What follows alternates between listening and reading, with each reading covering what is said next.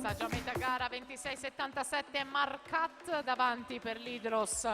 Per la terza serie Edoardo Bidoggia in 1, Mattia Bellò in 2, Alessandro Di Marco in 3, Federico Baggio in 4, Jacopo Fantinato in 5, Giovanni Frisoni in 6, Giorgio Gianna in 7, Filippo Roma in 8.